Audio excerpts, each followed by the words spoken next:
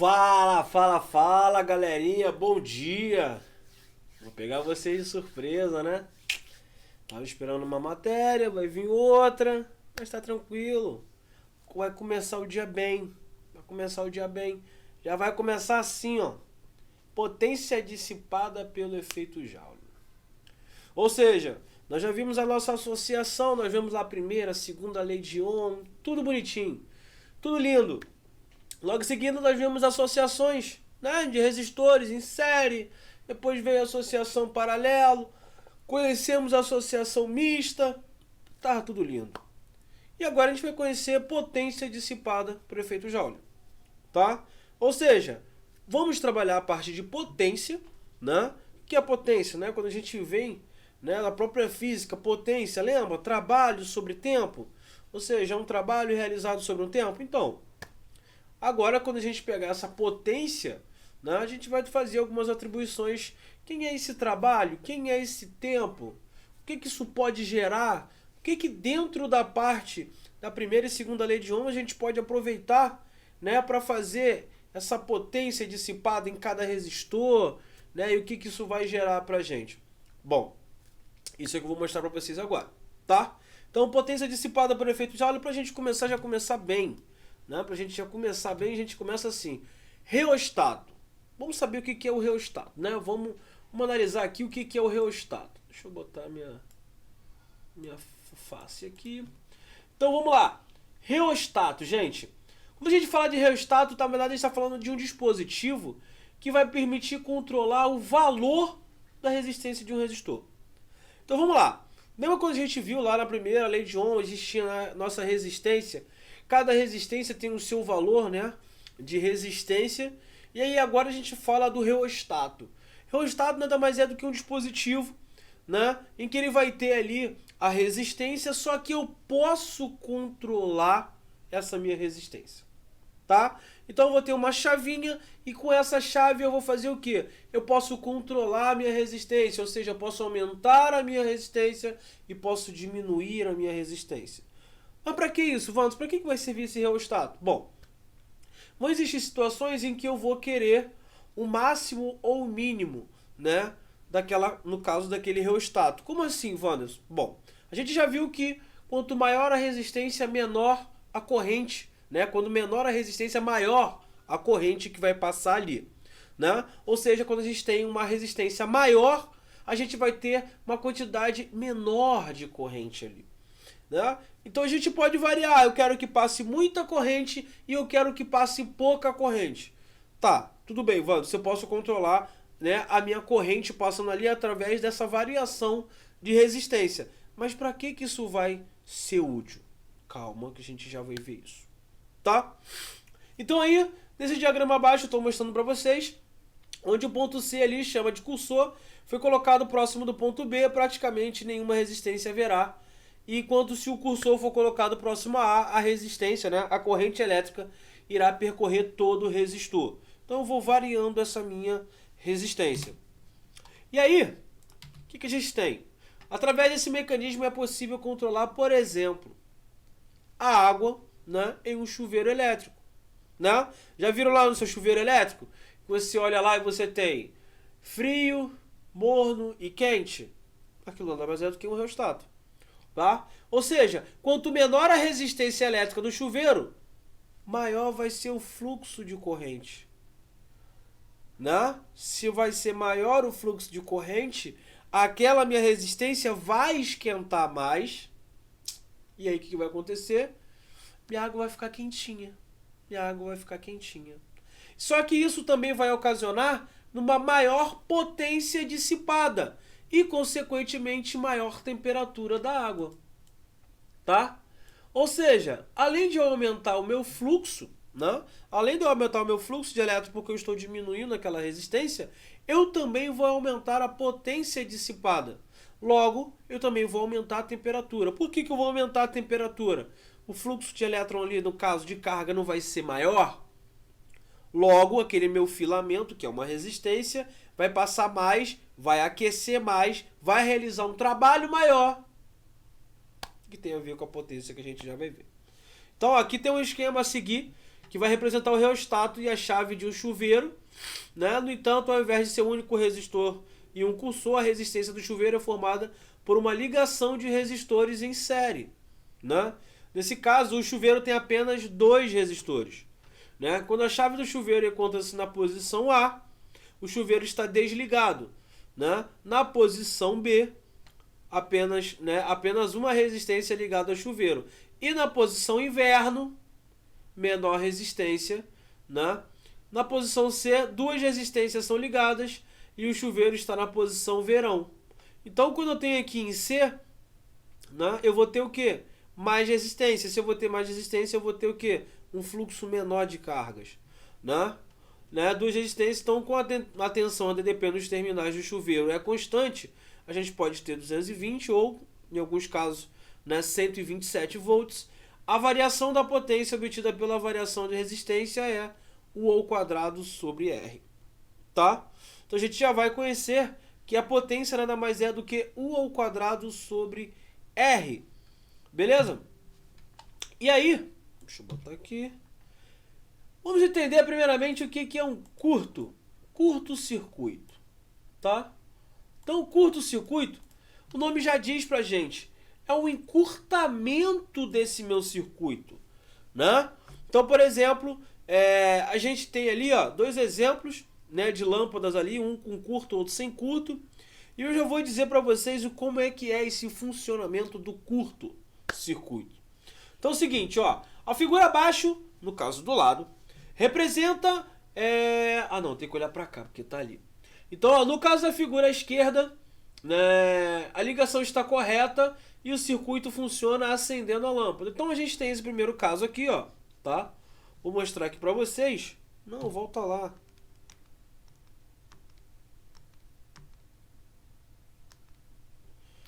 Tem que ativar a canetinha, peraí.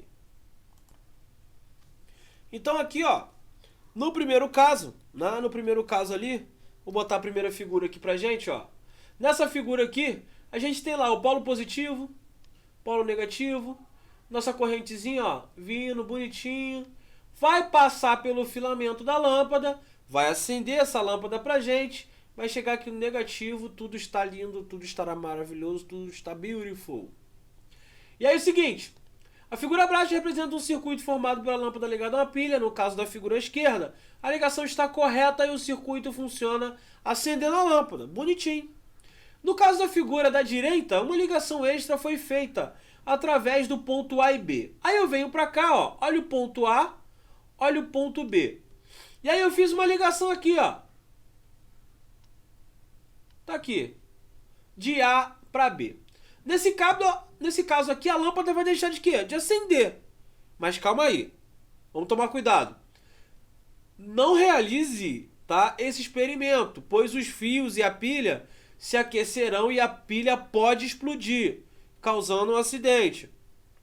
Outro exemplo também que a gente pode ter, né, é na sua instalação elétrica ali, que obviamente vocês não vão fazer isso, e aí vocês colocam um fiozinho aqui, né, em uma entrada e colocam o mesmo fio na outra.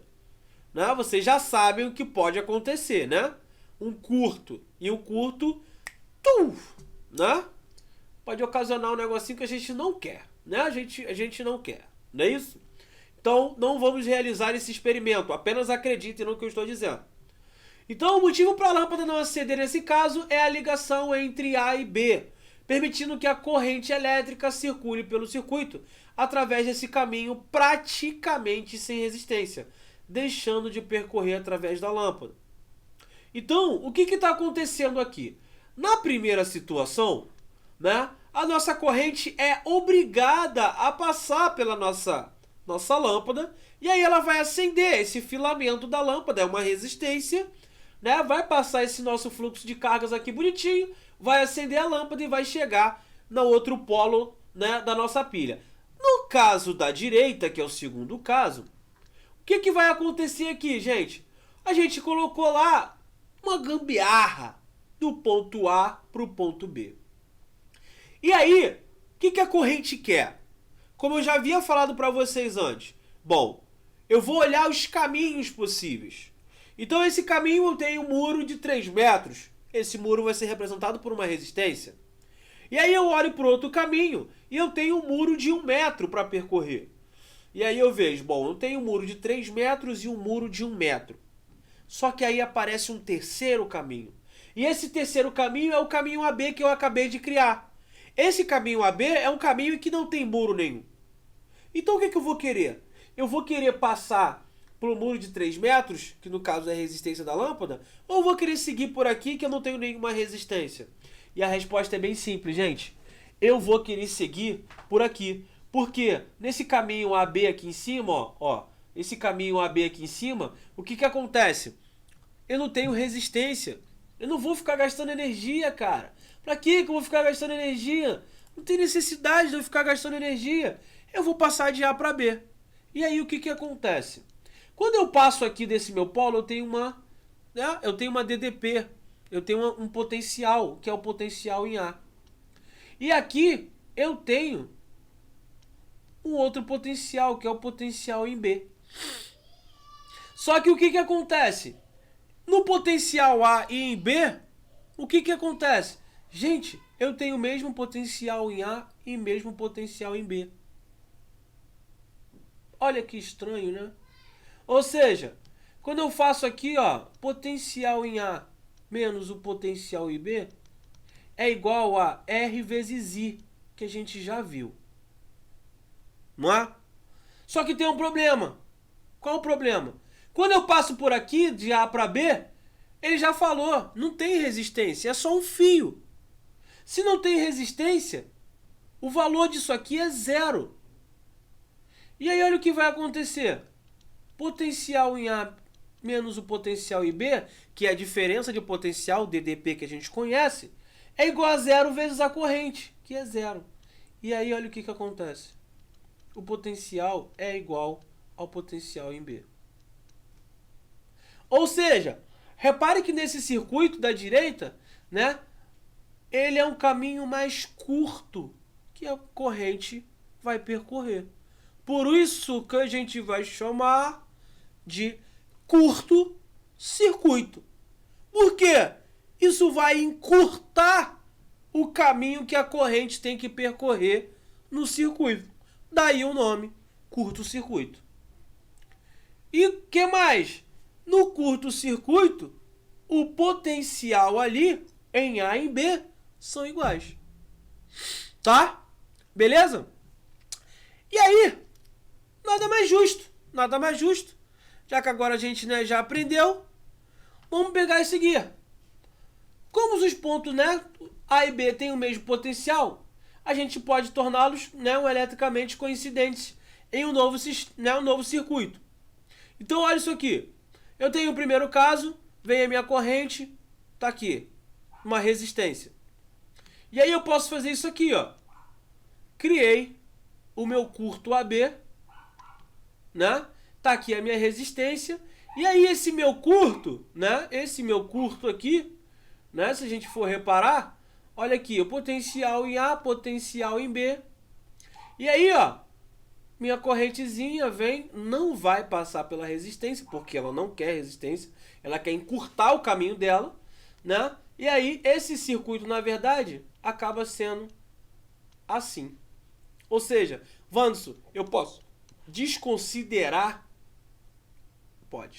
Pode desconsiderar, porque a corrente não vai passar por ali, tá? Ela vai encurtar. Ou seja, por vezes ocorre um curto-circuito nos eletrodomésticos. Já aconteceu isso. Com certeza. Então, esses curtos-circuitos ocorrem geralmente devido ao desgaste dos fios, né, que vai prejudicar o isolamento e, no caso dos fios, entram em contato e aí vai causar o curto-circuito, né? Então, o que vai acontecer? Às vezes você vai ter um filamento aqui, né? Tá aqui a sua corrente vindo, bonitinho. Chegou aqui, tem a sua lâmpada e vai seguir de A para B. Tá aqui o filamento da lâmpada. E aí, o que vai acontecer? Né? Às vezes, sem querer, né? Vou lá fazer uma besteirinha. E aí, você Tá aqui o fio desencapado, um outro fio desencapado. Aí a pessoa faz isso, bonitinho, a lâmpada não acende, né? Ocasionando o quê? Um curto-circuito, né?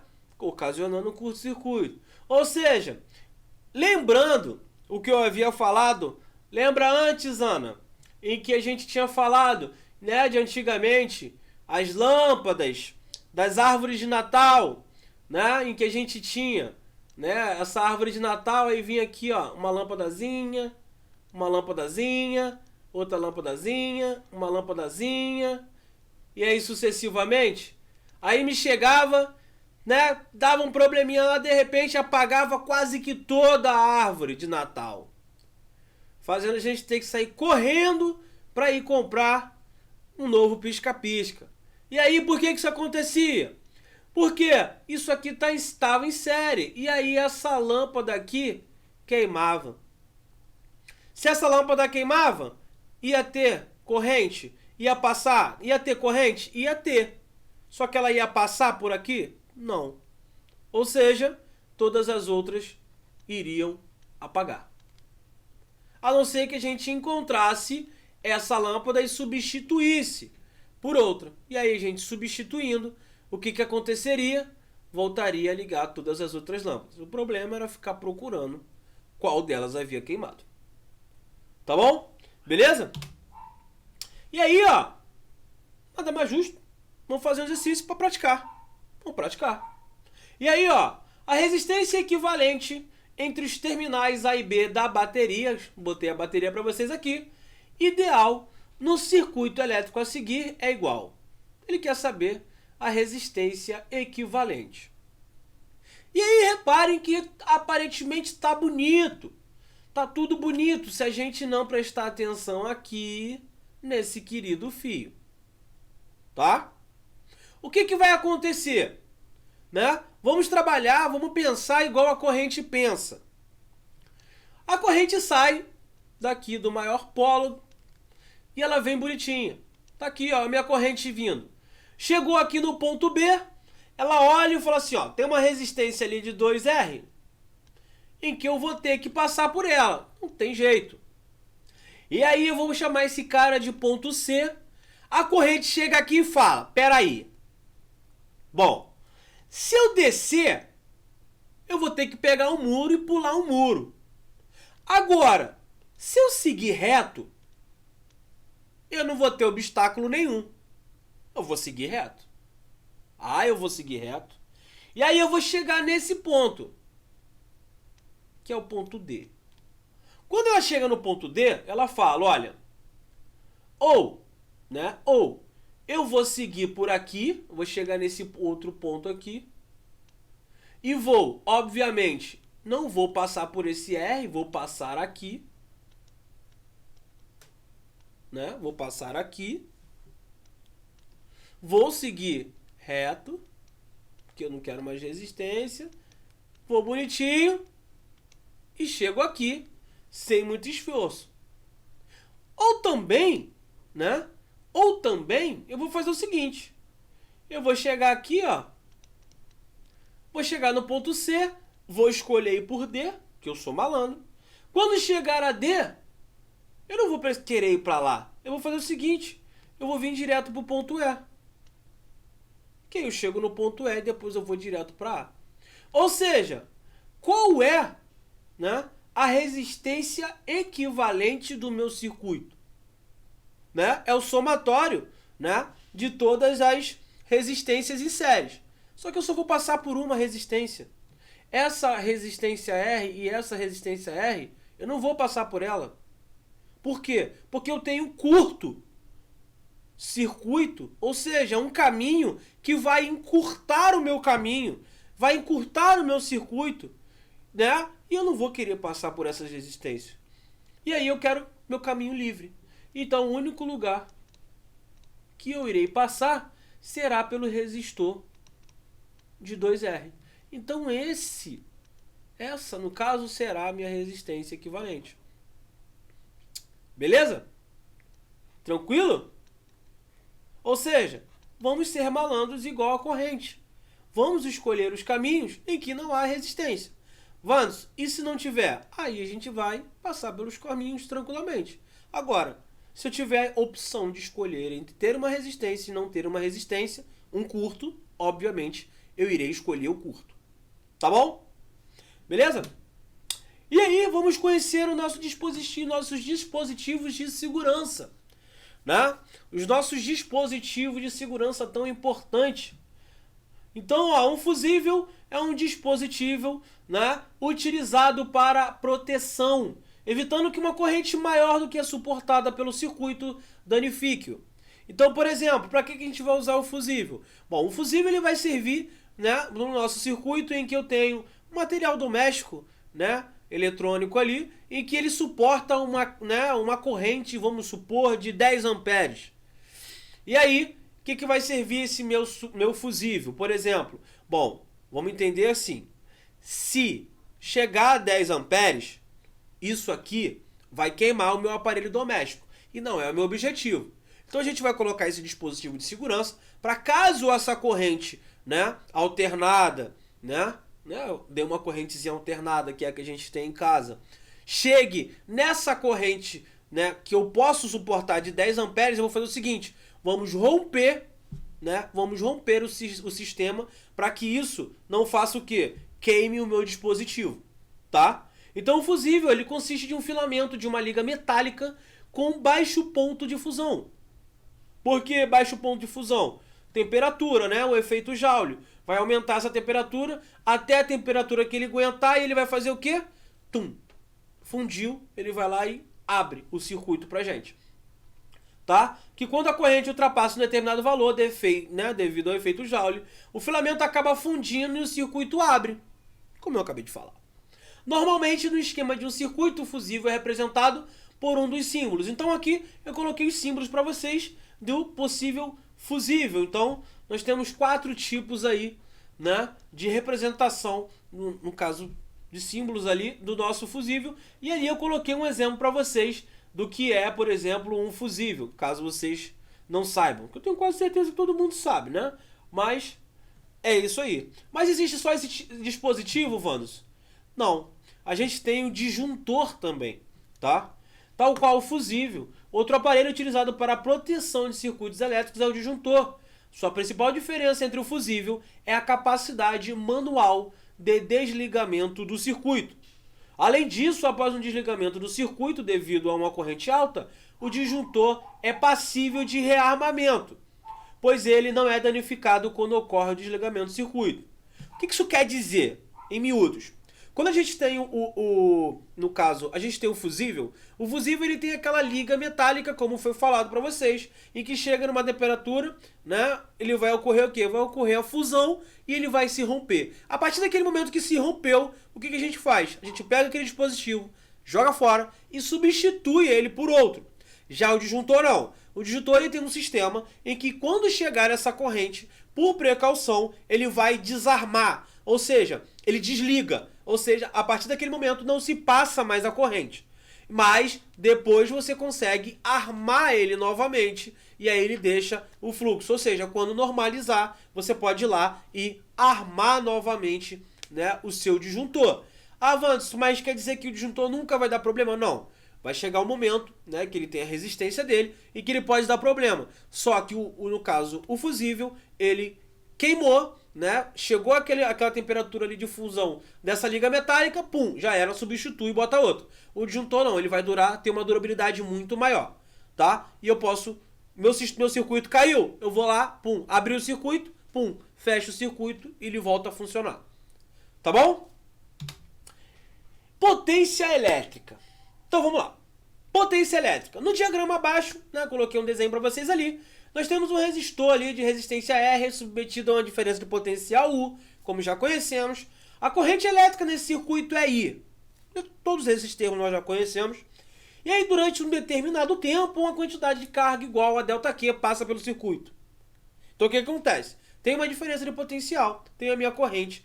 Essa minha corrente a gente já lembra que é a quantidade de cargas que vai passando em determinado tempo, lá no início, né? E nesse intervalo de tempo, as cargas elétricas se movimentaram pelo circuito impulsionando uma força elétrica, ou seja, um deslocamento de cargas entre o ponto A e B, diferença de potencial. Mas quando uma força age causando deslocamento, existe a realização de trabalho, e a gente já viu isso lá, né? Anteriormente a gente já viu que quando há um deslocamento, né, uma força que agindo ali, um deslocamento, a gente vai ter um trabalho, e esse trabalho, na parte de eletrostática, a gente vai chamar de trabalho é igual a ΔQ, né? Trabalho é igual a ΔQ vezes a diferença de potencial. Que a gente viu assim, ó, lá a gente viu assim, Q, não é isso? A gente já viu isso aqui? ΔQ entre potencial em A e potencial em B, lembra lá? E aqui, ó, quem é o ΔQ? É o Qzinho. E quem é potencial em A menos potencial em B? Não é a variação de potencial, não é a nossa DDP, diferença de potencial. Então a gente pode muito bem, ó, fazer isso aqui, em que o trabalho é ΔQ vezes U. E aí eu vou demonstrar aqui para vocês o seguinte. A gente já viu lá que trabalho é ΔQ, né, vezes U. Nós já vimos, acabei de mostrar para vocês. Só que aí a gente vai falar agora de potência. Então, o que é a potência na verdade? Né? A potência nada mais é do que um trabalho sobre o tempo. Né? Um trabalho realizado sobre um tempo. Então a potência eu posso muito bem fazer isso aqui, ó. Quem é o meu trabalho? O meu trabalho não é ΔQ vezes diferença de potencial sobre ΔT? Não é assim, Vandos. É claro que é. E aí, vou relembrar vocês uma coisa. Eu posso botar o U aqui e botar ΔQ sobre ΔT. Quem é esse cara aqui, gente? Quem é ΔQ sobre ΔT? Isso aqui é o fluxo de fluxo de carga, né? E olha lá, Wanderson, esse ΔQ sobre ΔT é o meu I. Ou seja, a minha potência nada mais é do que a minha DDP vezes a minha corrente. Claro, em watts. Ah, Wanderson, então eu posso pegar a potência é a DDP vezes a corrente. Pode, mas tem outra fórmula para a potência? Tem. Vamos relembrar lá a nossa lei de Ohm, ó. Né? Não. Vamos botar direitinho. Bota direitinho. Isso. A gente tem lá que o nosso U é igual a R vezes I. Não é? Então vamos fazer o seguinte. Vamos substituir, ó. Olha que bonitinho. A minha potência é U vezes I. Só que quem é U? A gente acabou de ver aqui, ó. R vezes I. Então, a minha potência é igual a R vezes I vezes I. E olha lá, R vezes I ao quadrado. Então, é uma outra forma de achar a potência. Mas acabou? Claro que não. Vamos melhorar isso aqui. Dá para botar mais coisas, ó. A potência é igual a U vezes I. Só que eu posso fazer o seguinte. Quem é I? Olha aqui, quem é I? Eu posso botar aqui, ó. I é a mesma coisa do que U sobre R, ó. Só peguei esse R e joguei para baixo. Então eu posso botar aqui, isso é U vezes U sobre R. Ou seja, isso é U ao quadrado sobre R. Ou seja, para minha potência, eu posso ter U, né, que é a minha diferença de potencial vezes a minha corrente. Porém, posso ter também a minha resistência vezes a corrente ao quadrado. E posso também colocar a minha diferença de potencial ao quadrado sobre R.